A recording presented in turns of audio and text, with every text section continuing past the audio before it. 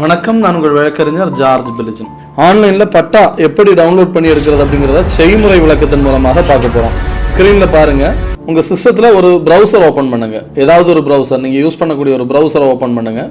Open பண்ணி அதில் பட்டா சிட்டான்னு type பண்ணுங்கள். பட்டா சிட்டா அப்படின்னு டைப் பண்ணி அதில் என்ட்ரு கொடுத்தீங்கன்னா அந்த பட்டா சிட்டா ஓப்பன் ஆகும். கிளிக் பண்ணிங்கன்னா அந்த பட்டா சிட்டா சைட் உள்ளே வரும். அதில் முதல்ல கேட்குறது டிஸ்ட்ரிக்ட் கேட்குது. எந்த டிஸ்ட்ரிக்ட்னு கொடுக்கணும். அப்புறம் தாலுக், எந்த தாலுக்குங்கிறத கொடுக்கணும். அப்புறம் வில்லேஜோட நேம் கொடுக்கணும். நான் டம்மியாக ஒன்று கொடுக்குறேன். இப்போ பட்டா நம்பர் வச்சும் பட்டா எடுக்கலாம், சர்வே நம்பர் வச்சும் எடுக்கலாம். நம்ம சர்வே நம்பர் யூஸ் பண்ணி எடுக்கிறோம். இப்போ ஒரு சர்வே நம்பரை டைப் பண்ணியிருக்கோம். அந்த சர்வே நம்பருக்கு சப் நம்பர் கேட்குது. அந்த சப் நம்பர் கொடுத்தாச்சு.